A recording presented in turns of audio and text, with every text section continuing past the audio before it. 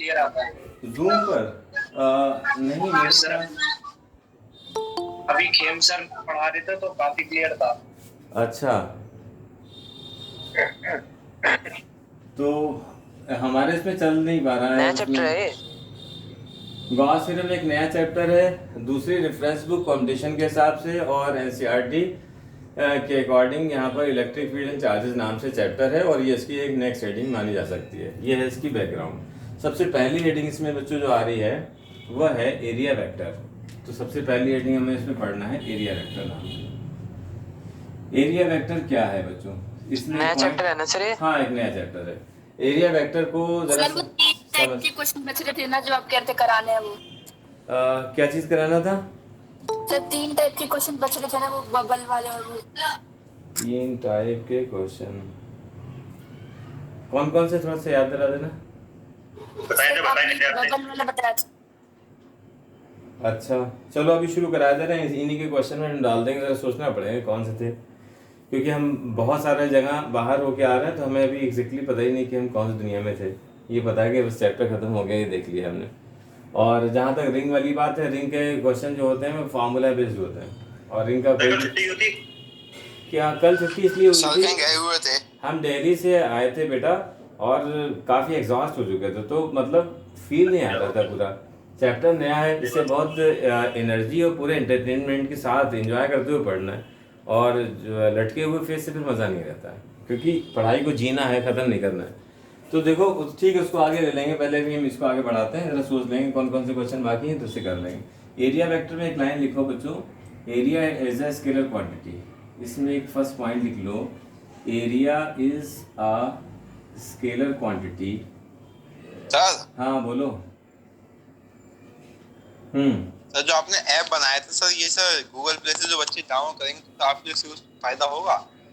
हमें कोई बेनिफिट नहीं है, हमारा बस ये है कि हमारे बच्चों की एजुकेशन अच्छी हो जाएगी और यही हमारा एक्चुअल में बेनिफिट होता है। उसके लिए हमें इतना खर्चा मंजूर है। सर आपको कुछ हम्म सर आपको कुछ इनकम नहीं होगी इससे? नहीं, हमें इनकम बिल्कुल नहीं होगी, जीरो भी नहीं। हमारे पास से तो बहुत जाएंगे तो सर बट तो सर ये वीडियो यूट्यूब पे डाल देना। Yes sir. नहीं, यूट्यूब पे काफ़ी बाउंड रहते हैं ना इसमें। इसमें हम कोई भी चीज़, उसमें कॉपीराइट का सिस्टम रहता है। अभी हम आज़ाद हैं, हम किसी भी बुक से कोई भी चीज़ उठा सकते हैं और क्वेश्चन भी जब हम कराने लगते हैं तो कोई भी बुक नाम लेके शुरू कर दिया, फिर ये होगा कि सिर्फ अपने अपने करा सकते हैं। तो पढ़ाई के पॉइंट ऑफ व्यू से यही अच्छा था।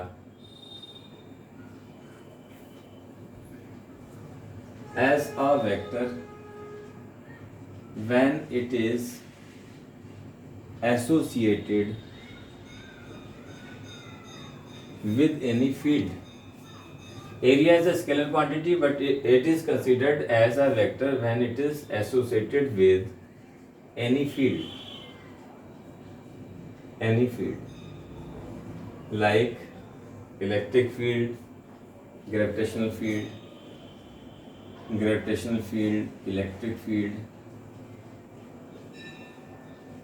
electric field, magnetic field etcetera. ठीक है बच्चों, तो पहली बात तो यहीं पर थोड़ी लाइक के बाद तो तुम्हें समझना बड़ा मुश्किल है। जीएफ है, जीएफ का मतलब ग्रेविटेशनल फील्ड होता है। हाँ बस, और फिर electric field common magnetic field. हमें यहाँ पे इलेक्ट्रिक फील्ड ही चाहिए है, जीएफ एमएफ ऐसे लिख रखा है हमने। तो देखो बच्चों, यहाँ पर केस तो आएगा इलेक्ट्रिक फील्ड का, आगे मैग्नेटिक फील्ड, मैग्नेटिज्म के अंदर मैग्नेटिक फील्ड का भी एरिया वेक्टर उसमें भी आ जाएगा। तो बच्चों यहाँ पे देखो जरा समझे कि यहाँ पे सारी बातें बड़ा कंसेप्चुअल हैं, बहुत अच्छी तरह से समझने सोचने वाली। एरिया को आज तक हम लोग स्केलर पढ़ते रहे बचपन से लेकर, ये है एरिया। इसको आज तक हम लोग स्केलर पढ़ते रहे। स्केलर क्वांटिटी क्या होती है जरा एक नज़र डाल लें। स्केलर में जब भी कोई बात आती तो लोग कहते हैं कि ऐसी क्वांटिटी जिसमें मैग्नीट्यूड होता है, डायरेक्शन नहीं। ये बहुत मीनिंगलेस बात है, इससे कोई मतलब हमारा हल नहीं होता। ये स्केलर क्वांटिटी वो होती हैं जिनको ऐड करने के लिए laws of vector, law of triangle, law of parallelogram की ज़रूरत नहीं होती। ये एक्चुअल बात है जिसकी हमें ज़रूरत पड़ती है। जैसे स्केलर में अगर टाइम है तो अगर 15 सेकेंड में तुम 5 ऐड कर दो या 10 में 10 ऐड कर दो तो इन दोनों ही कंडीशन में जो आंसर है हमारा वो 20 आ जाएगा। तो ये बात जो है वो स्केलर के लिए है। मगर अगर काश ये दोनों वेक्टर क्वांटिटी हम ऐड कर रहे हों तो 10 + 10 रिजल्ट इसका 20 हो सकता है, ठीक है, 15 हो सकता है, 17 हो सकता है, 18 हो सकता है, कुछ भी, इतने सारे आंसर हो सकते हैं, इनफाइनाइट, यहाँ तक कि 0 भी आंसर हो सकता है। तो यहाँ अगर 10 + 10 ऐड करा जाए वेक्टर में तो लॉ ऑफ ट्राइंगल या लॉ ऑफ पैरेललोग्राम से अगर हम इसे ऑपरेट करते हैं और करना ही पड़ेगा वेक्टर क्वांटिटी को, तो 2 का रिजल्टेंट का जो आंसर आएगा, आंसर को ही हम बोलना है रिजल्टेंट, तो वो infinite number of answer possible होंगे। जरा इस पर गौर करा दें, क्यों? याद करो अपने फोर्स में हम किस तरह से फॉर्मूला लगाते थे, √f1² + f2² + twice of f1 f2 cos theta. अब यहाँ पे देखो कि f रिजल्टेंट f जो आ रहा है, अगर ये दोनों f1 ये f1 f2 दोनों 10 मान लिए जाएं तो इन दोनों को ऐड करके पता कितना आंसर मिलेंगे? वैल्यू मैग्नीट्यूड की 10 ही है मगर उतने सारे रिजल्टेंट मिलेंगे जितने सारे एंगल हैं। और एंगल कितने हैं जरा सोचो, 0 से लेकर 360 तक। तो 360 का मतलब सिर्फ 360 ही नहीं है, जैसे कि 1.5 ले लिया जाए, 1.54 ले लिया जाए, 1.53 ले लिया जाए, 3, 7, 4, 9 ऐसे करके कुछ भी, यानी infinite number of angle possible होते हैं। तो उसी तरह से infinite number of answer possible होते हैं। ठीक, एक तो ये बात। दूसरी बात, अगर हम इसकी लिमिट्स तय करें तो लिमिट्स क्या होंगी? जब cos थीटा की मैक्सिमम वैल्यू होती है, cos थीटा की मैक्सिमम वैल्यू कितनी होती है? +1। कब होती है? 0 पर, तब रिजल्टेंट मैक्सिमम होगा। और cos अगर 0 रख दिया 1 तो a + b का होल स्क्वायर होकर फाइनली f = f1 + f2 आ जाता है, जिससे हम कहते थे कि यार ये तो सेम डायरेक्शन में सिंपली जोड़ दिया करो, वो भी इसी से निकल कर रिजल्ट आया है। यानी 10 + 10 का रिजल्टेंट 20 से ज्यादा कभी नहीं हो सकता। और अगर यहीं पर मिनिमम रिजल्ट रख दिया जाए, cos थीटा की वैल्यू मिनिमम क्या होती है? -1 होती है। इस सूरत में f = बनेगा f1 - f2। यहाँ 10 - 10 0, यानी अगर 10 है तो मैक्सिमम वैल्यू 20 और मिनिमम वैल्यू 0, और इसके बीच में infinite number of answers possible हैं। 20 से ज़्यादा 0 से कम नहीं हो सकता। ये दरअसल बात पूरी वेक्टर की दुनिया में एप्लीकेबल होती है। तो यहाँ पर हम एरिया को आज तक स्केलर पढ़ते रहे, और जब ये किसी फील्ड से एसोसिएटेड हो गया, ठीक है, जब ये अकेला नहीं रहा, किसी का हो गया का मतलब इलेक्ट्रिक फील्ड या मैग्नेटिक फील्ड का उसके अंदर एरिया है, तो उसको हम वेक्टर कंसीडर करते हैं, और उस वक्त हम एरिया को एरिया वेक्टर कहते हैं। अब जब वेक्टर हो गया तो हम ये बात तो जानते हैं कि इसमें सिर्फ मैग्नीट्यूड होता है, डायरेक्शन नहीं होती, इसमें मैग्नीट्यूड डायरेक्शन दोनों होती है। तो सवाल ये होगा कि डायरेक्शन क्या लिया जाए। तो पहले जरा मैग्नीट्यूड देखते हैं, फिर देखते हैं डायरेक्शन के बारे में। तो मैग्नीट्यूड के लिए एरिया किसी भी शक्ल का होगा।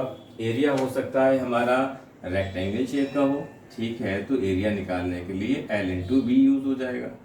हो सकता है एरिया सर्कुलर हो, तो एरिया के लिए πr² हमें रेडियस चाहिए होगी। हो सकता है कि एरिया हमारा स्क्वायर शेप का हो, तो यहाँ पर एरिया साइड स्क्वायर यानी A² हो जाएगा। हो सकता है ट्रायंगुलर शेप का हो, तो कोई बात नहीं कि एरिया यहाँ पर ½ BH हो जाएगा, बेस इंटू हाइट।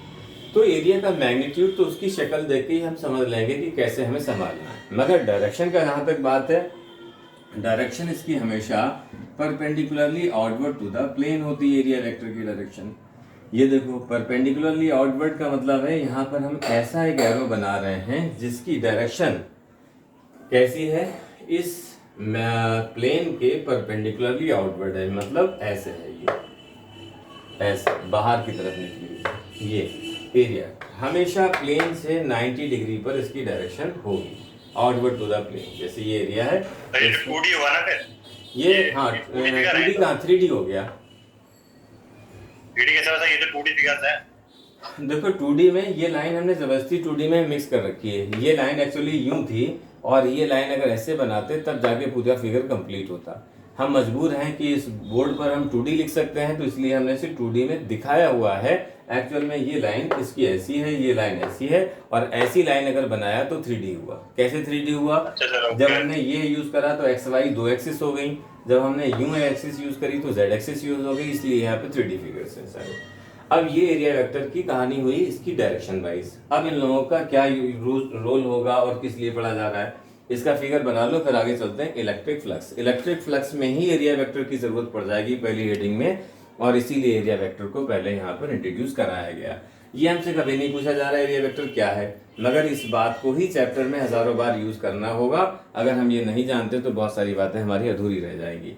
तो इसको ये सोच के मत पढ़ना कि ये लिखने के लिए आएगा, हम सजा सजा के लिखेंगे, नहीं, ये यूज करने के लिए पूरे चैप्टर में आएगा। तो ये नोट करो कि इसके अगली हेडिंग लिखो बच्चों, इलेक्ट्रिक फ्लक्स।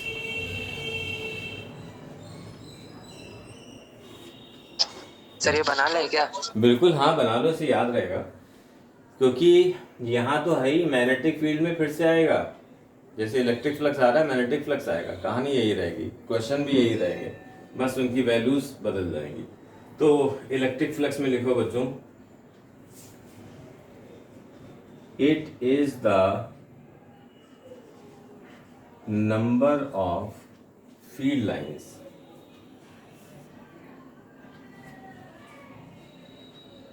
अरे यार ये फील्ड में चक्कर हो जाता है, field lines passing through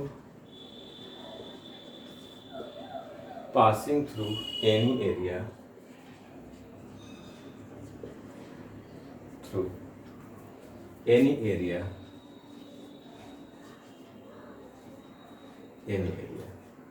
normally या परपेंडिकुलर, तो परपेंडिकुलरली लिख दे रहे हैं, ठीक, चलो से लैंग्वेज में लिख देते हैं।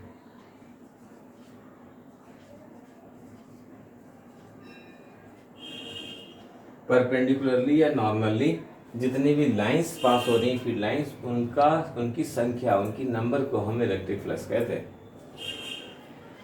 फील्ड लाइंस, तो इलेक्ट्रिक फील्ड लाइंस लिख देना या फील्ड लाइंस काफी है, इलेक्ट्रिक लाइंस ऑफ फोर्स भी लिख सकते हैं। And it is measured as, ठीक, यहां से and it is measured as the product of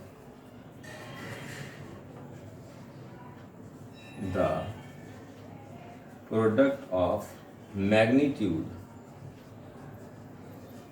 of electric field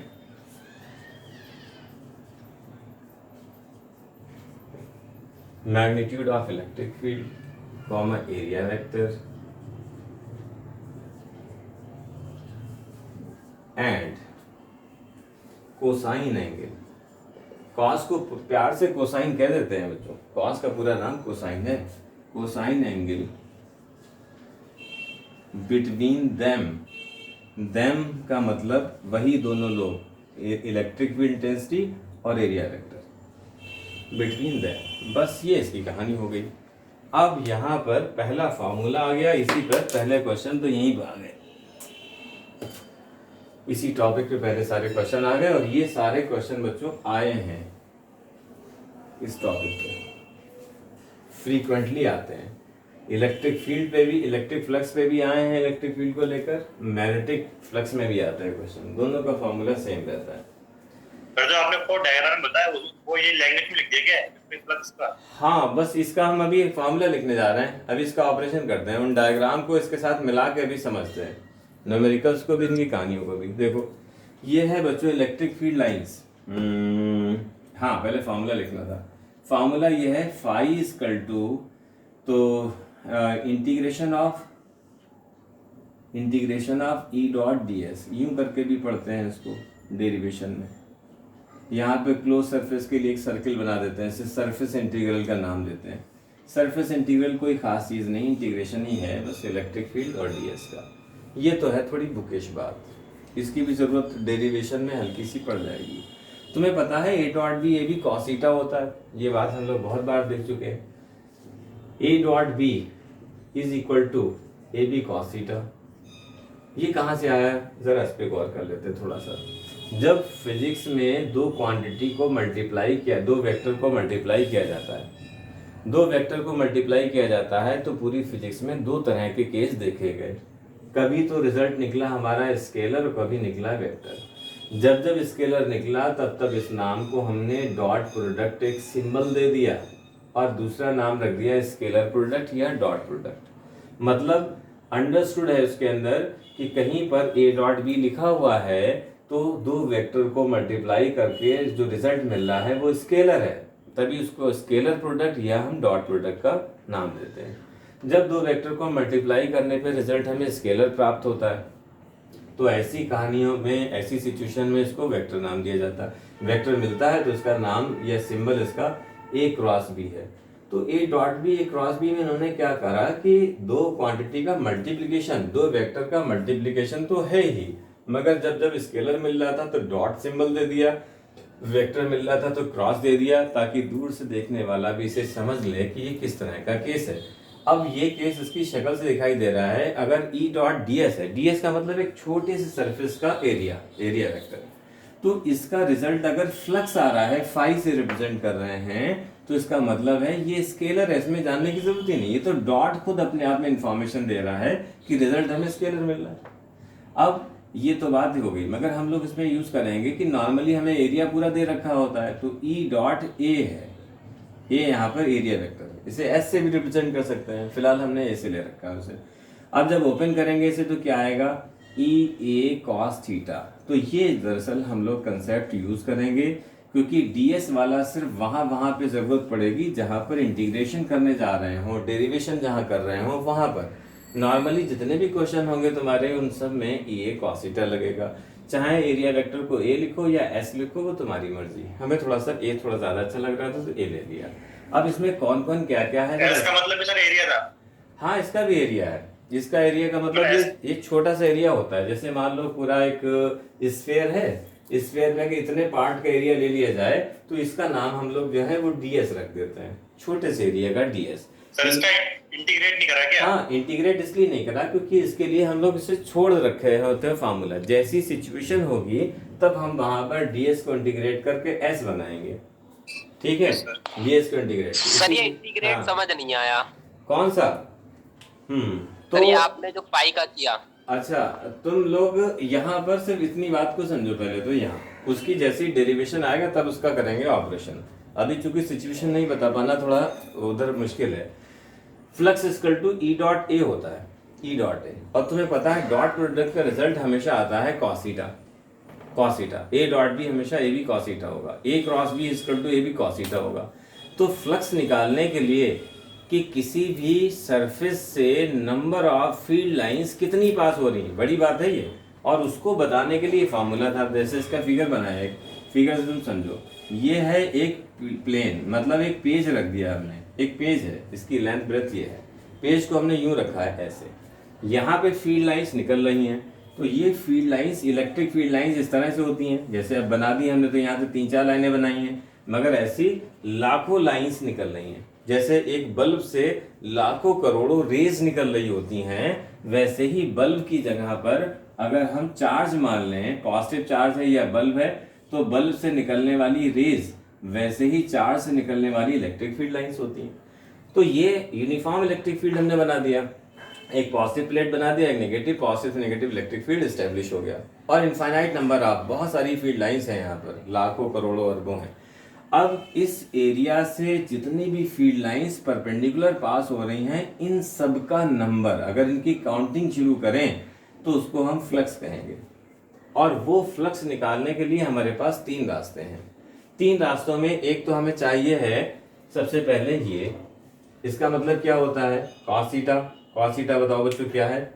cos theta है अभी यहाँ लिखा है कॉस थीटा नहीं, cos थीटा 90 से थोड़ा है क्या, मतलब इलेक्ट्रिक फील्ड और वो। हाँ, ये है एरिया, एंगल बिटवीन, इसको लिख देते, सबका नामकरण लिख दे पहले, फिर इस फिगर को दोबारा बना लेंगे। ये है एंगल बिटवीन इलेक्ट्रिक फील्ड, ये इलेक्ट्रिक फील्ड इंटेंसिटी है, मेरे शॉर्ट में इलेक्ट्रिक फील्ड लिखते हैं, and area vector, area vector. ये तो हुआ ये। दूसरी बात ये निकल कर आई कि ये क्या है बच्चों, ये है एरिया वेक्टर, और एरिया वेक्टर का ये मैग्नीट्यूड लगाना है। और ये क्या है, इलेक्ट्रिक फील्ड। एक्चुअल में इलेक्ट्रिक फील्ड इंटेंसिटी है, सिंपली इलेक्ट्रिक फील्ड कहते हैं। ये क्या है बच्चों, इलेक्ट्रिक फ्लक्स, इलेक्ट्रिक फ्लक्स है ये। इलेक्ट्रिक फ्लक्स का सिंबल है फाई। अब ये होता क्या है, इसकी यूनिट क्या होती है, नेचर क्या, जरा ये भी देख लेते हैं। तो इट इज cos थीटा की जगह पे angle between electric field and area vector, electric field and electric field and area vector. थोड़ा और सुंदर लिख दें, देखो और सुंदर लिख दिया, electric field and area vector, और प्यारा लिख दिया। तो it is a scalar quantity, इसमें कोई दो राय नहीं है कि ये एक स्केलर क्वांटिटी है। ये दूर से दिख रहा है, हमें याद करने की जरूरत नहीं, डॉट का रिजल्ट हमेशा स्केलर होता है। दूसरी बात ये पॉजिटिव नेगेटिव और जीरो कुछ भी हो सकता है। It may be positive negative और जीरो। इसकी यूनिट की बात करी जाए तो इट्स यूनिट इज, यूनिट तुम बताओ, बोलो जरा, सोचो। यूनिट तुम्हें सबकी पता है, इसकी खुद बनाओ अपने आप। तो इलेक्ट्रिक फील्ड की यूनिट बचपन से जानते हो, एरिया भी तुम्हें बचपन से पता है, तो इसका मतलब यूनिट तो तुम्हें पता ही है इसकी। बताओ बच्चों, यूनिट इसकी क्या निकल कर आई? Newton metre. न्यूटन पर कूलाम तो हो गई है, ये तो हो गई इलेक्ट्रिक फील्ड की, और मीटर स्क्वायर हो गई है एरिया वेक्टर की, एरिया और एंगल की और लगा दो। एंगल की क्या लगाना है? एंगल है, उसकी नहीं होती है, एंगल की होती नहीं, ठीक है। तो न्यूटन मीटर स्क्वायर पर कूलाम आ गया, न्यूटन मीटर स्क्वायर पर कूलाम, ये यूनिट आ गई। अब तुम देखो बच्चों कि ये हमारा एक फार्मूला हो गया तैयार। अब इसको हम पिक्चराइज करते हैं और बताते हैं इस पे कैसे क्वेश्चन बनेंगे और क्या कहना चाहते हैं। अच्छा, एक बात और गौर कर ले, यहाँ इसके 2-3 केस पढ़ लेते हैं। यहाँ पर हमें कॉस थीटा की शक्ल दिख रही है। अब तुम जैसे ही कॉस थीटा, साइन थीटा या टेन थीटा जब भी किसी फॉर्मूले में देखते हो तो तुम्हारा कॉमन सेंस ही कहना चाहिए कि जो भी कॉस के जनरल केस हो सकते हैं वो तुम्हें बना लेना चाहिए। कॉस का एक 0 पे सीन बन सकता है, एक 30 पे, एक 60 पे, एक 90 पे, एक 180 पे। ये सारे एंगल जो इसमें बन सकते थे वो हम बना के पहले देख लेते हैं, और फिर हम किसी भी नई सिचुएशन के लिए तैयार रहेंगे कि वो क्या क्या हमसे दे सकते हैं। और हम सारे क्वेश्चन देखेंगे अभी तक बोर्ड में उन्होंने कौन कौन से क्वेश्चन पूछे हैं और क्या उसका वेटेज है। और तुम पूरी बात समझने के बाद ये कहोगे अरे ये तो बड़ा आसान थे, मगर ये बात समझ में आ जाती है तब, वरना नया आदमी वहां टंग जाता है, क्योंकि वो यहाँ पे ऐसे फॉर्मूले पढ़ते रहता है, और वो जब अलग अलग लैंग्वेज में क्वेश्चन आते हैं तो कई बार हम पहचान नहीं पाते हैं। तो इसके लिए हमें एक बड़ी फील्डिंग लगाना होती है कि पहले ही इतने सारे क्वेश्चन पढ़ डालो कि जितना उन्होंने पूछा, जिस तरह के बन सकते हैं, जिस तरह से पूछे गए हैं, वो अगर पढ़ लेते हैं तो हमारा लगभग काफी तैयार रहता है। जब भी कोई नई बात पूछेंगे तो लगभग उसी में से होगी। अच्छा भाई, तो यहाँ पर अगर हम केस फर्स्ट बनाएं तो ये तो नोट कर ही लिया तुमने। तो केस फर्स्ट में when theta is equal to 0 तब क्या होगा? तो केस फर्स्ट यहाँ पे बना रहे हैं बच्चों, और लिखते हैं यहाँ पर केस फर्स्ट में when theta is equal to 0, theta 0 degree है। थीटा 0 का मतलब यहाँ पर ये हो गया कि इसमें फाई जो निकल कर आएगा वो EA cos 0, cos 0 की वैल्यू मैक्सिमम होती है भाई, 1 के बराबर होती है, तो EA निकल कर आया, और यही EA हमारा मैक्सिमम इलेक्ट्रिक फ्लक्स है, मैक्सिमम है ये। और अगर हम यहाँ पर देखें केस सेकंड में ले लेते हैं, when theta is equal to 30, theta 30 में फाई अगर हम देखें तो फाई इज इक्वल टू होगा हमारा EA cos 30। cos 30 की वैल्यू भी तुम्हें पता है बच्चों की कितनी होती है, √3/2 होती है। तो बस यहाँ पे √3 EA/2 निकल कर आ गया, मतलब मैक्सिमम वैल्यू का √3/2 टाइम्स। केस थर्ड में यहाँ पे बन सकता था 45, उसमें √2 आ जाएगा नीचे। 60 का ले लेते हैं सीधा, 60 का ज़्यादा पूछा गया है। यहाँ पर फाई इक्वल टू क्या है, EA cos 60, तो cos 60 जब लगाएंगे तो इसकी वैल्यू होती है हाफ, तो यहाँ पर EA/2 यानी मैक्सिमम का हाफ वैल्यू आ गई। अगर यहाँ पर 90 का लगाया जाए तो बच्चों 90 के अंदर क्या होगा, cos 90 की वैल्यू हम लोग जानते हैं, और उस वक्त EA cos 90 में फ्लक्स हो गया 0। cos 90 की वैल्यू ही 0 होती है तो फ्लक्स 0 आ गया। अब इस सिचुएशन को समझें वो क्या कहना चाहते हैं, इसको हम फिगर बना के अलग अलग दिखाते हैं। यहाँ पर सिचुएशन ये थी कि यहाँ इलेक्ट्रिक फील्ड है, और इस वक्त कोई प्लेन ऐसा रखा है यहाँ पर इलेक्ट्रिक फील्ड में कि उसके एरिया वेक्टर और इलेक्ट्रिक फील्ड के बीच में एंगल 0 आ रहा है। ये कब मुमकिन है? देखो यहाँ पे एक अगर ये सरफेस है तो इस सरफेस का एरिया वेक्टर यूं है बाहर की तरफ। अब इस सरफेस को अगर ऐसे रख दिया जाए तो एरिया वेक्टर यूं होगा इसका। तो ऐसे अगर परपेंडिकुलर सरफेस रख दी जाए तो इसका एरिया वेक्टर बनता है in the direction of electric field, और इस केस में इस थीटा की वैल्यू 0 डिग्री आती है, और cos 0 1 होगा। cos 0 1 होगा तो फ्लक्स क्या होगा, मैक्सिमम होगा, मैक्सिमम फ्लक्स हो गया। अगले वाले केस में 30 एंगल दे रखा है, तो 30 एंगल में उन्होंने क्या बताना चाहा है, उन्होंने ये बताना चाहा है कि हमने ऐसे प्लेन सरफेस को रखा हुआ है, यहाँ पर ये हमारा एक पेज है, एक शीट है, और इस मैनर में रखा हुआ है कि इसका एरिया वेक्टर इलेक्ट्रिक फील्ड के साथ 30 एंगल बना रहा है। यही थर्ड केस में कहा गया। इसको थोड़ा और बढ़ाकर इसी एंगल को अगर 60 कर दिया जाए तो जब एक प्लेन सरफेस इस मैनर में इलेक्ट्रिक फील्ड में रखी है कि इलेक्ट्रिक फील्ड के साथ एंगल जो बन रहा है वो 60 डिग्री अगर बन रहा है, तब हम उसे कहेंगे ये थर्ड केस से बिलोंग कर रहा है, तो इसमें ये cos 60 लगाएंगे। फोर्थ केस जो आ रहा है उसको अलग बना रहे हैं। फोर्थ केस को भी काफ़ी पूछा है इन्होंने अलग अलग तरह से, और फिगर बनाया नहीं है, फिगर को हमें इमेजिन करना है। तो यहाँ पर इलेक्ट्रिक फील्ड थी, यूनिफॉर्म इलेक्ट्रिक फील्ड है, और इसमें इस पेज को, इस शीट को यूं रख दिया गया। लैंग्वेज वो क्या यूज करते हैं, वो कहते हैं कि सरफेस ऑफ डायमेंशन ये एंड ये is place in uniform electric field in such a way कि plane is along the electric field. जैसे अलोंग का नाम सुनते हैं तो हम लोगों के दिमाग में घंटियां बज जाती हैं। अलोंग का मतलब तो जीरो एंगल है, अलोंग का मतलब जीरो एंगल है, सच में बात है, मगर हमें ये जीरो चाहिए नहीं है, क्योंकि हमें जो यहाँ पे एंगल चाहिए है वो एंगल इलेक्ट्रिक फील्ड और एरिया वेक्टर के बीच का चाहिए, ना कि इलेक्ट्रिक फील्ड और प्लेन के बीच का चाहिए। तो प्लेन अलोंग रखा होगा, मगर प्लेन अलोंग रखा है तो एरिया वेक्टर जो है वो इलेक्ट्रिक फील्ड के साथ 90 डिग्री बना रहा है। तो प्लेन अलोंग है तो एरिया वेक्टर इसका नीचे की तरफ है, और इस वक्त थीटे की वैल्यू जो आएगी वो आएगी 90 डिग्री। तो यहाँ 90 रख दो, 90 रखते ही यहाँ पे पास होने वाला फ्लक्स हो जाएगा 0।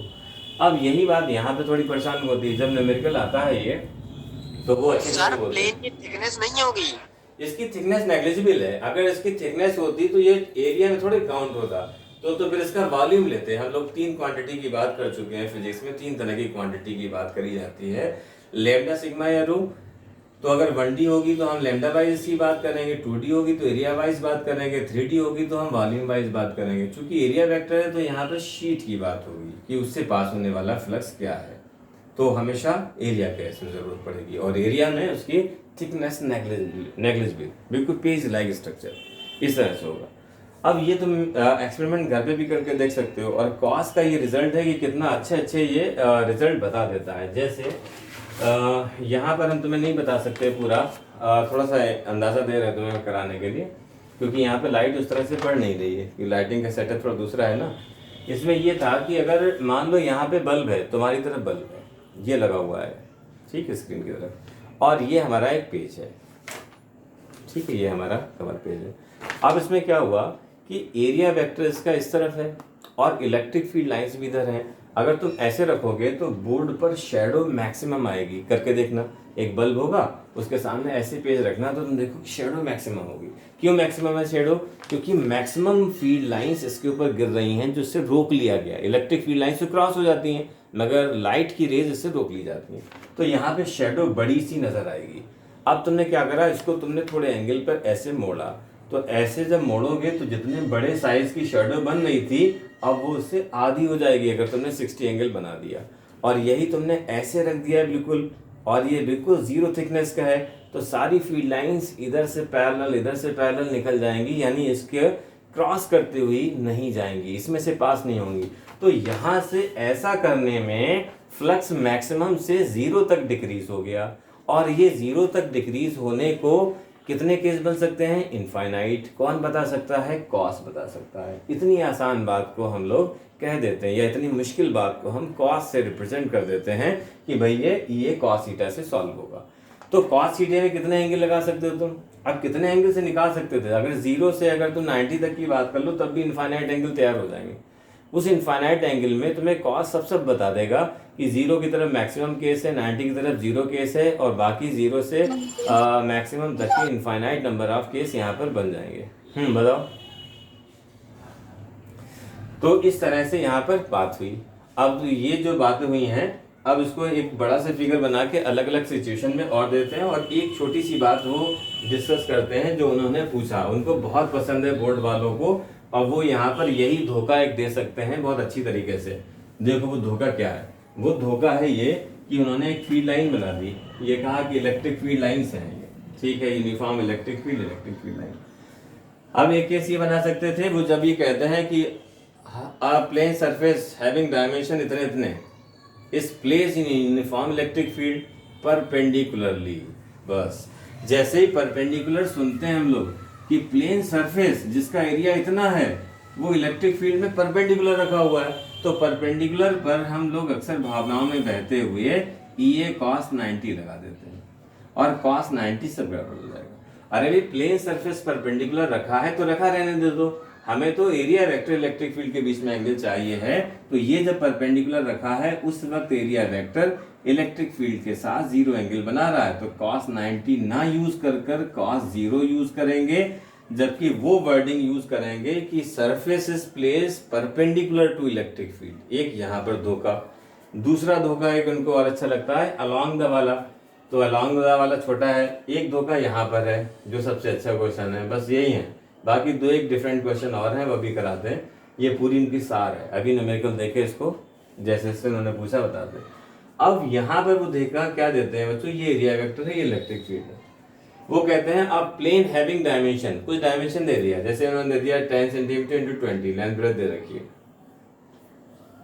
is placed in electric field is placed in uniform electric field in such a way that its plane makes an angle 30 degree with the electric field.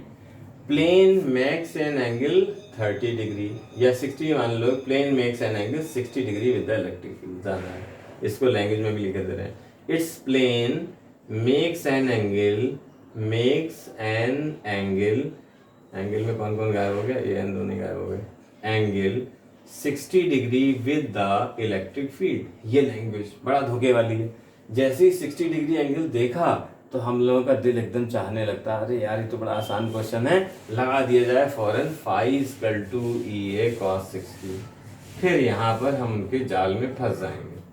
EA cos 60 जो एंगल दे रखा वही नहीं लगाना है, हमें तो एंगल चाहिए है एरिया वेक्टर और इलेक्ट्रिक फील्ड के बीच का, और यहाँ पर ये है एरिया वेक्टर, ये इलेक्ट्रिक फील्ड है, और ये है एंगल 60 डिग्री जो नहीं चाहिए, हमें एंगल चाहिए कितना, ये वाला एंगल चाहिए 30 degree.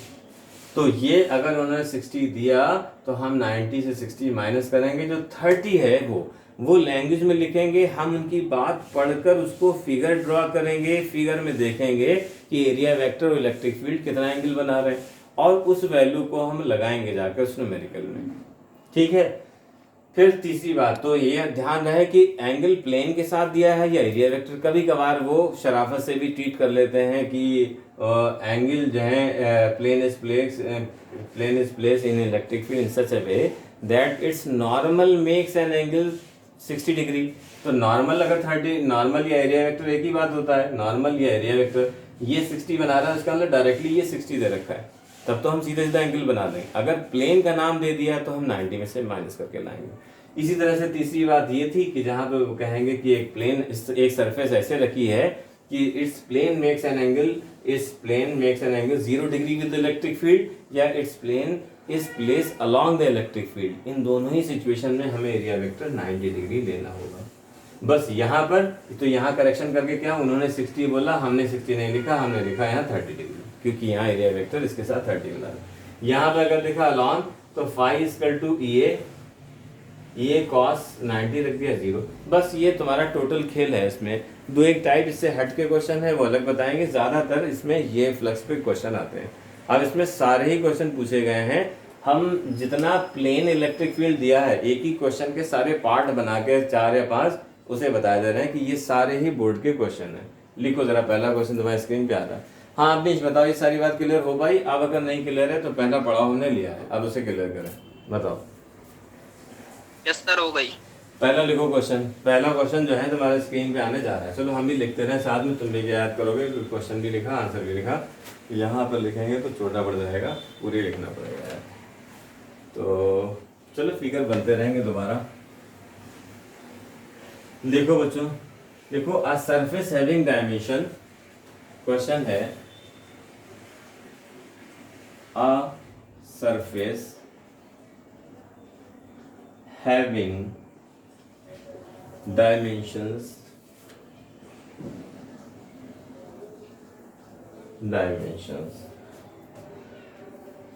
20 centimeter into 10 centimeter placed in uniform electric field of strength of strength 50 Newton per coulomb. Find the electric flux passing through the surface passing through the surface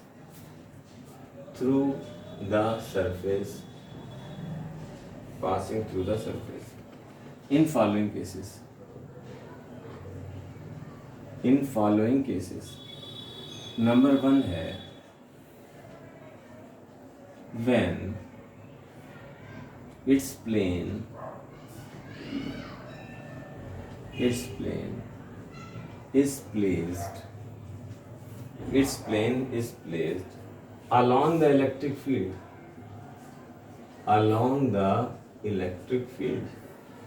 दूसरा,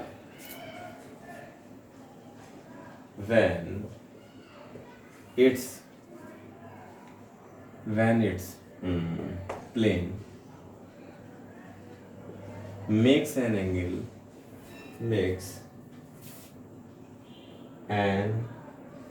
angle 60 degree with the electric field. Third है when its normal makes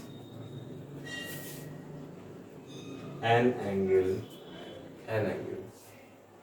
30 degree with the electric field.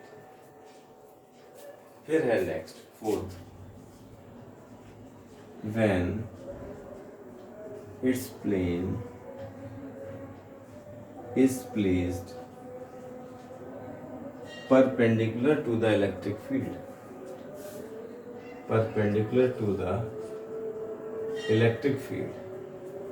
Fifth है when its plane makes an angle या incline. तीसरे वाले part में क्या लिखा है? तीसरा वाला लिखा है when its normal makes an angle 30 degree with the electric field.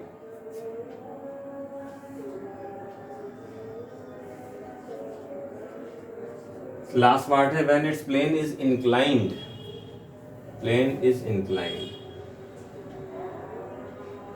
at an angle 30 degree with the electric field. 30 degree with the electric field. ये चीज है बच्चों, ये सारे केस इसके तैयार हो गए.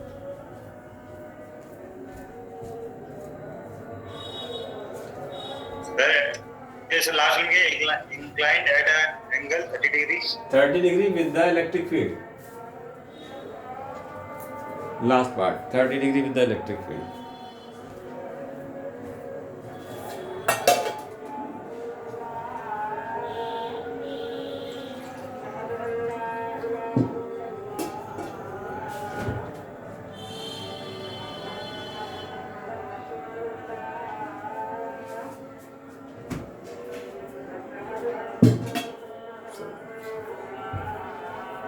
हाँ बच्चों, करो ज़रा ट्राई करो, उल्टे सीधे जैसा भी हो, गलत सही से डरना नहीं है, बस सिर्फ ट्राई करना तुम्हारा काम है. अभय का मानना है कि बहुत डेटा कम हो जाता है इस टाइम तक. Yes sir. सर पहले का तो 0 आएगा. पहले का आएगा प्लस 0 सर. ठीक है, पहले का आ गया 0. दूसरे का बताओ. 100√3/2. 100, ये ध्यान रखना है, वो सेंटीमीटर को मीटर में कन्वर्ट करना है, तो चक्कर में ना आ जाना कहीं. सेंटीमीटर को मीटर में हमेशा कन्वर्ट करके रखना है.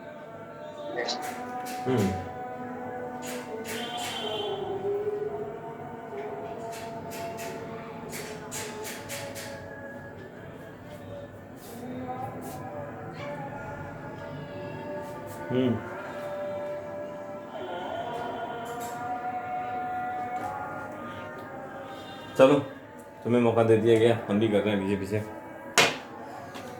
चलो देखिए स्टार्ट किया जाए। और हर किसी का फिगर जरूर बनना है। फिगर से √3/2 सेकंड। √3/2 से √3/2 √3/2 आ रहा है। हाँ √3/2 को सॉल्व भी कर दिया उसने 8.66 करके।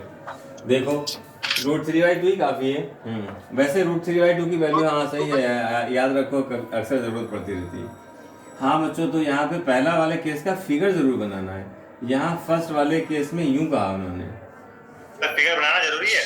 फिगर इसलिए बनाना है, जब तक फिगर बनाना हमें नहीं आता जब तक हम सारे केस समझ नहीं सकते। ये है अभी इस टाइम ताज़ा बात है, तुम्हें याद आ गया अलोंग का मतलब ये है जुगाड़ वाला कोई काम नहीं चलेगा। अब से 7 महीने बाद 8 महीने बाद कहाँ याद रहेगा यार सब कुछ, हम लोगों की आदत याद रहेगी।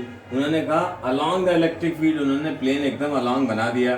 देखा पेज ऐसे रखा है तो एरिया वेक्टर इधर होगा, एरिया वेक्टर ये बनना है। अब यहाँ पे साफ तौर पे पता लग रहा है, अच्छा थीटा तो यार 90 है, अब सही है। E=φ निकाल रहे हैं EA और cos 90 रख दिया, S गायब हो गया, cos 90 सब कुछ 0 हो गया। फिर दूसरे वाले केस में उन्होंने कहा है कि plane makes an angle 60 degree, तो सही बताया तुमने। फिर भी हम फिगर बना दें उन लोगों के लिए जिनकी आवाज़ नहीं आई है। हम कहते हैं कि मैक्सिमम डिस्कशन किया करो बच्चों क्लास में, टीचर से डरा मत करो तुम लोग। अब यहाँ पर ये ऐसा दे रखा है, ये है प्लेन एंगल बना रहा है 60, हमें ये 60 नहीं चाहिए, हमें चाहिए इलेक्ट्रिक फील्ड एरिया वेक्टर के बीच का एंगल जो कि 30 है। भाई ये तो इसके साथ 90 डिग्री पे है ही, ये 60 तो 30 तो बचेगा, क्योंकि सरफेस के एरिया वेक्टर हमेशा 90 डिग्री पे होता है, ये बात हमें बचपन से पता है। ठीक है ना बच्चों, जब पहली बार एरिया वेक्टर जाना था तभी जान लिया था ये। अब इसमें क्या वैल्यू सजा दो उसमें रख के, और क्या करना है। वैल्यू रखी तुमने फिलहाल यहीं पे रख दे रहे हैं वैल्यू उसकी। चलो अभी वैल्यू रखा जाए, φ=EA cos थीटा। तो अब E को हमने 50 दे रखा है और न्यूटन पर कूलाम है, कोई चेंज नहीं करना है। एरिया लेंथ इंटू ब्रेथ तो रखा है, दोनों दे रखा है 20 और 10। इस सेंटीमीटर को मीटर में बदलेंगे -2, इसको भी सेंटीमीटर को मीटर बदलेंगे -2, तो -4। अब ये मीटर स्क्वायर में कन्वर्ट हो गया। अब cos थीटा की वैल्यू लगाओ, cos थीटा की वैल्यू इसमें 30 है, 30 क्या होता है √3/2 होता है, बस खत्म हो गया ये जो तो आया। तीसरे का भी √3/2 आ रहा है। हाँ √3/2 आया। Yes sir. अच्छा यहाँ से फिर देखो ये कैंसिल हो गया, यहाँ 3 0 से 3 0 चले गए, ठीक है। आ रहा है 6 का 0.5 आ रहा है। अच्छा 0.5 √3 आया है ये, और न्यूटन मीटर स्क्वायर पर कूलाम, ठीक है। तो फिर से एक बार देख लें, अरे 4 0 ये है, 3 0 ये है, 1 0 बचेगा, सही। यही आ रहा फिर है। तुम आगे चले और तुम्हें तीसरे, हाँ अरे सर बोलो। इसका मतलब वही तो है √3/2 जो आपने आंसर लिखा है। ये हमने क्या लिख दिया आंसर? यस सर वही है, मतलब तो वही बना सर। हाँ √3/2 ही है, 2 से उड़ा दिया और यहाँ से निकाल दिया 0.5 √3। अब तुमने अगले वाले केस में देखो, तुम्हारा जो था तीसरा आया, normal makes an angle 30 degree, यानी बिल्कुल रेडी है, कुछ नहीं चेंज करना है। फिगर भी यही है, नॉर्मल 30 डिग्री बना रहा है, 60 को भी हटा दिया, यानी यही आंसर आ गया सेम। तो सेकेंड और थर्ड जो है वो सेम ही आंसर थे। फिर उन्होंने कहा कि plane is place perpendicular to electric field. अब परपेंडिकुलर में घंटियां बजने लगती हैं दिमाग में एकदम, अरे यार cos 90 रहा होगा। अभी नहीं, अभी तो यार टॉपिक ही ये चल रहा है। अब से कई महीनों के बाद, जब ना कोई रिवीजन करने वाला होता है ना कुछ होता है, पेपर सब जगह कोर्स खत्म हो चुका होता है, उस वक्त ये सब चीज़ों की दिक्कत आती है। तो थर्ड में हमने बनाया और परपेंडिकुलर रख दिया, परपेंडिकुलर ये रखा, इसलिए ये हुआ परपेंडिकुलर ये। अब यहाँ पर थीटे की वैल्यू 0 आ गई, cos 0 मैक्सिमम हो गया, तो मैक्सिमम हो गया तो ठीक है, ये इतना आ गया हमारा। φ=EA cos 0 तो हो गया, यहाँ पर 1 हो गया, इलेक्ट्रिक फील्ड 50 हो गया, ये 10 10 की पावर -4 कर दिया। हाँ तो यहाँ पर देखो 3 0 थे, 4 0 के 1 आ गया, 1 न्यूटन मीटर स्क्वायर पर कूलम आ गया। अगले वाले का 0.5 आ गया सर। लास्ट वाले का? Yes sir. लास्ट वाले का 0.5 आया। अच्छा तो उन्होंने कहा कि यहाँ पर ये था आधा था, तो 0.5 आ गया, फिर सही है 0.5 आ गया, लास्ट वाले का 0.5 आ गया बच्चों। चलो हाथ पे हिला दो, निकालो। पॉइंट आ गया, एक बार करा देना। 0.5 में क्या √3/2 की जगह हाफ ही तो लिखना है, और क्या ये √3 गायब हो जाएगा। सर हो गया हाँ तो सही। देखो और जुगाड़ लगाना तो नंबर 1 हो, तुम तो हमेशा ही ऐसे तिकड़म लगाते रहते हो, यहाँ से वो हटाया यहाँ से वो हटाया, असेंबल करके रख दिया क्वेश्चन को। तो माहौल बनाता रहता है, ये हाँ। देखता है कब बनने का माहौल। हाँ, और असेंबल बिल्कुल करने की आदत नहीं होना चाहिए, क्योंकि बिल्कुल एक तुम्हारी एक बार करा आदत दीजिए सर ये। है। सर जो ये प्लेन है 30 डिग्री बना रहा है तो रूट cos 60 लगाएंगे ना। अरे यार हाँ, ये तो मैंने सोचा ही नहीं था। cos 60 लगाएंगे तो फिर क्या होगा? क्या होगा सर? तो फिर रूट 3 बाई 1/2 आ जाएगा। तो सही है, 1/2 आ जाएगा, तो आंसर आ जाएगा सर। फाइनली तो 0.5 ही आएगा। तभी तो कह रहे थे। तो सही है फिर। अब देखो जरा एक और प्यारा सा क्वेश्चन, ये उन्होंने एक दो बार पूछा है ऐसे। सर फोर्थ वाले का क्या रहे? अभी फोर्थ वाले का 0.5, फोर्थ वाले का फिर से फिगर बना दें 30। बना रहा है फोर्थ वाले। देखो 30 फोर्थ वाले का बना दे रहे हैं, शायद कोई ना बोल रहा हो संकोच में, क्योंकि हम लोग वैसे बकवास करते रहेंगे, पढ़ाई टाइम नहीं बोलेंगे। देखो ये है, उन्होंने कहा है कि प्लेन जो है 30 डिग्री बना रहा है, प्लेन 30 डिग्री बना रहा है इलेक्ट्रिक फील्ड के साथ, तो एरिया वेक्टर जो है वो 60 एंगल बना रहा होगा। तो phi equal to E A cos 60 रख दो, E A cos 60, electric field हो गया 50 हो गया, एरिया हमारा कितना था 20 इंटू 10 था, 20 इंटू 10 10 की पावर -4 भी कर दिया दोनों सेंटीमीटर को मीटर बनाने के लिए, और cos 60 की वैल्यू यहाँ पे हाफ रख दी। हाफ थी क्या थी लास्ट वाले में? हाफ ही सर हाफ आ रही है सर। ठीक है। हाफ आएगी। अब यहाँ से सर फोर्थ वाला सर परपेंडिकुलर वाला सर। अच्छा परपेंडिकुलर वाला, परपेंडिकुलर वाले में अभी निकालना है, पहले इसको भी खत्म कर डालो। तो यहाँ कितना आया बच्चों? 1 0 1 0 1 0, 3 0 थे, यहाँ से 0.5 बच रहा है, 0.5 यूनिट ले लेना। अब तुमने कहा जब परपेंडिकुलर रखा तो परपेंडिकुलर रख दो उसमें, ये है इलेक्ट्रिक फील्ड, परपेंडिकुलर रख दिया प्लेन। लास्ट वाले का आंसर कितना है? लास्ट वाला कौन सा है हमारा? खो भी गया, लास्ट वाला कहाँ पे था? 0.5 है सर, 0.5। ये था 30 डिग्री जब एंगल बना रहा था ना, प्लेन 30 बना रहा था, तो इसका मतलब एंगल 60 था, और 60 के साथ सॉल्व करके 0.5 आया। देखो सर 0.5/2 नहीं आएगा सर। 0.5/2 कैसे आएगा? 2 से तो 2 उड़ गया ये। सही है सर, सही है सर। 50 इंटू 20 इंटू 10 इंटू 10 की पावर -4 इंटू हाफ, 2 से 2 उड़ा तो 1 0 1 0 3 0 है, 3 0 यहाँ कम कर दिया, 0.5 निकल के आगे। हाँ वो तुम बता रहे हो परपेंडिकुलर रखा, परपेंडिकुलर का सीन ये बनना है, एरिया वेक्टर इधर है, इलेक्ट्रिक फील्ड इधर है, थीटा की वैल्यू है 0 डिग्री, ये तो cos 0 हो गया। cos 0 1 हो गया, तो ले दे के तुम्हारे पास जो बचा है वो बस यही रहेगा जीने के लिए, एक इलेक्ट्रिक फील्ड है, एक एरिया वेक्टर है, cos थीटा 10 बार है नहीं साथ में, तो कोई बात नहीं, इसी के साथ जी लो, और क्या करना है। 20 इंटू 10 इंटू 10 की पावर -4, बस जो भी आया इसे मल्टीप्लाई कर लो जरा, न्यूटन मीटर स्क्वायर पर कूलम, ये आ गया 1 आ गया। 1 आ गया। ठीक, अच्छा भाई, और भी हो सकता है, कर लें क्वेश्चन और कर लें फिर।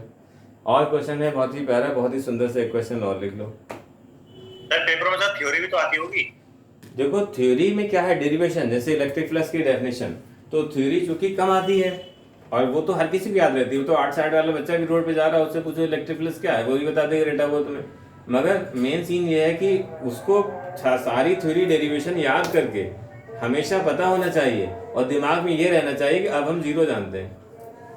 मतलब जब हम क्वेश्चन अटेम्प्ट करना समझ लें और सीख लें, जैसे ये तुम सारी बातें अगर समझ पा रहे हो कि कैसे एरिया रखा है, इसका मतलब है कि थ्योरी तुम मुश्किल से 15 मिनट में बैठ के स्टेप निपटा सकते हो। जिस दिन ये समझने का, इसे एंजॉय करने का दिमाग या माइंडसेट आ गया, इसका मतलब थ्योरी नेग्लिजिबल हो गई। और जब तक ये नहीं आया, जब तक आदमी सब कुछ उसी को माने बैठा हुआ है कि वो 2 डेफिनेशन पढ़ ली उसने और सोचा कि मेरा तो ये चैप्टर तैयार है, एग्जाम में जब पूछे गए क्वेश्चन तो उन्होंने देखा यार ऐसा तो कोई बात हमने पढ़ी नहीं थी। तो इस चीज के लिए हमारा माइंडसेट थोड़ा अलग रहता है बच्चों के लिए। ये अच्छा यही हमारे साथ होता है। हाँ, तो वो हम लोगों के साथ नहीं होगा, क्योंकि हम लोगों ने फील्डिंग ही दूसरी लगाई हुई है ना। तो डेफिनेशन भी तो आती है ना सर, पर आती है, और वो आने वाली सबको पता होती है, मगर अगर तुम ये चीज लेके चलते हो, इसको मेन फिजिक्स मान के चलते हो, तो वो चीज जो है तुम्हारे लिए आसान होगी। जो इतनी सारी बातें समझ सकता है और ऑपरेट कर सकता है, इसका मतलब ये नहीं हो सकता कि वो इलेक्ट्रिक फील्ड की डेफिनेशन, इलेक्ट्रिक फ्लक्स की डेफिनेशन नहीं जानता। वो डेफिनेशन क्या उसकी बाल खाल भी जानता होगा, ये मतलब है। मैं कह रहा हूं सर नोट्स बनवा दीजिएगा। नोट्स तो सारे हमारी पहले डेफिनेशन चल रही, फिर न्यूमेरिकल चल रहे, और फिर भी अगर वो है तो उसकी पीडीएफ किसी बच्चे को आप ले गए, वो पीडीएफ बनवा के भेजेंगे। हालांकि लिखाते ही चल रहे हैं, क्योंकि जब तक इसके नोट्स नहीं होंगे, इलेक्ट्रिक फ्लक्स की डेफिनेशन और सारी कहानियां ना बताते, जब तक हम इसकी बात कहाँ कर सकते थे। बस लोगों हमें ये फर्क है, वो डेफिनेशन होते हुए निकल जाते हैं, हम हर डेफिनेशन पर रुककर उसके फार्मूले पर जितने क्वेश्चन अपने मन में हैं, जितने बोर्ड में पूछे गए, वो सारे करा के फिर आगे बढ़ते हैं। ये हम लोगों में थोड़ा सा फर्क आ जाता है लोगों की तुलना में। और ये अच्छा हुआ कि बच्चों वीडियो रिकॉर्ड करने का मौका मिल गया, और ये बहुत खुशी की बात है कि ऑफलाइन में हमें ये बेनिफिट नहीं मिल पाता, और ऑनलाइन में ये तो बेनिफिट मिल गया कि कोई भी कितनी बार कितने महीने के बाद देख सकता है, इसको रिवाइज कर सकता है, कभी भी रिफ्रेश होने के लिए चैप्टर को पढ़ सकता है। तो ये सब अच्छी चीज़ हुई। तो चलो भी अगला क्वेश्चन एक रह गया, मगर कल 2 क्वेश्चन और करेंगे प्लेन वाले, ठीक है? तो कल करते हैं, बहुत तेज़ी से डेटा लोगों का ख़त्म हो रहा है। सर हाँ बोलो। अगर सर आपके ऐप पे सर अगर मिलियंस में भी हो जाते हैं सर डाउनलोड, तो सर तब भी कुछ बेनिफिट नहीं होगा आपके लिए? अगर वीडियो डाउनलोड हो जाती तो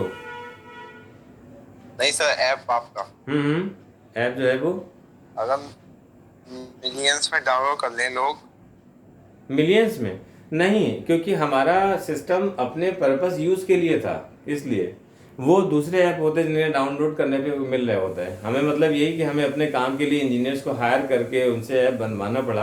हाँ, और अगर बहुत ज़्यादा हो जाए तो यही हो जाएगा कि बजाय ऐप डाउनलोडिंग के बेनिफिट नहीं होगा, मतलब बच्चे चूंकि ज़्यादा कनेक्ट हो जाएंगे, इस तरह से बेनिफिट होगा उससे।